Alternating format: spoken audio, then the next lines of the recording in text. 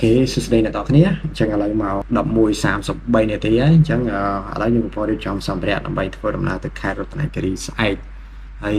នៅពេលដែលធ្វើដំណើរទៅរតនគិរីខ្ញុំរៀបចំផែនការមួយគឺការដើរថតរូបផ្សេងៗទាំងនៅលើឡានក៏ដូចជានៅតាមផ្លូវតាំងពីភ្នំពេញរហូតទៅដល់ខេត្តរតនគិរីអញ្ចឹងការថតរូបនោះគឺខ្ញុំនឹងប្រើ Sony A7C ជាមួយនឹង Tamron 2875 F28 អញ្ចឹងចូលនៅថាតាការថតរូបតាមផ្លូវនោះវាយ៉ាងម៉េចខ្លះតែមើលជាមួយខ្ញុំទាំងអស់គ្នាបាទ Pocari Sweat ភេសជ្ជៈអ៊ីយ៉ុងបំពេញចិត្តទឹកបានល្អជាងគេរបស់ប្រទេសជប៉ុន Pocari Sweat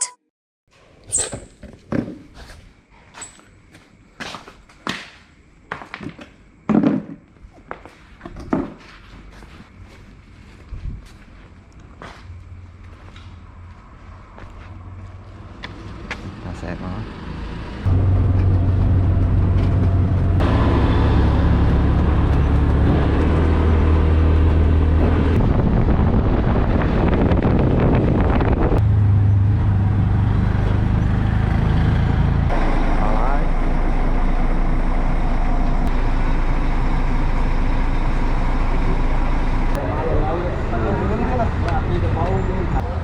cái chó đấy là đầu đợi là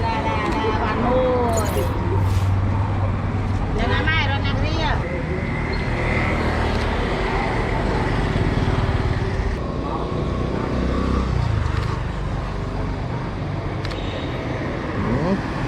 Sằng Hà to không?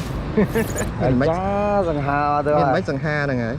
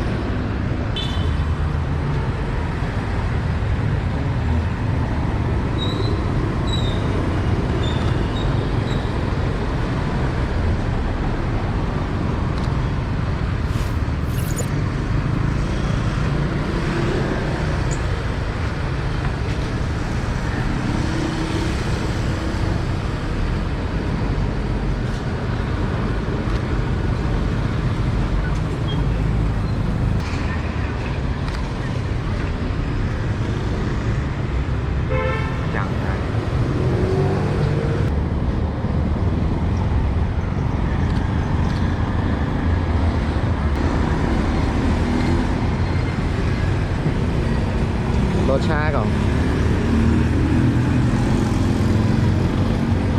Hơi lẹ. Con chọn kiểu rồi.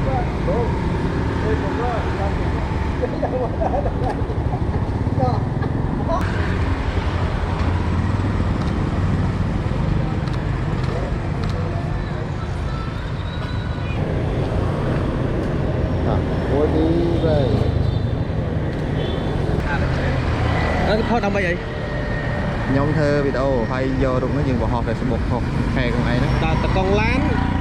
Đây chưa đâu. to lăng lên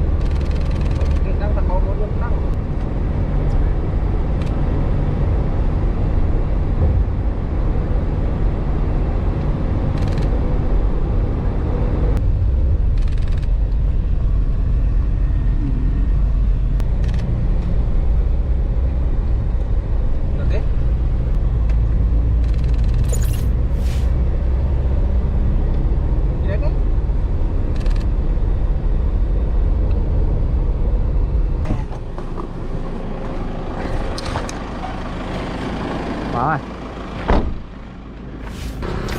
Có conច្រើន คนច្រើនបាយដាក់កាមេរ៉ាមួយផង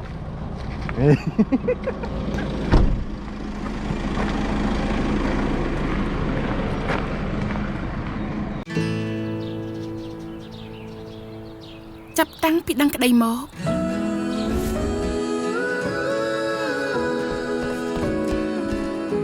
គ្រប់ពេលវេលានៃជីវិតខ្ញុំ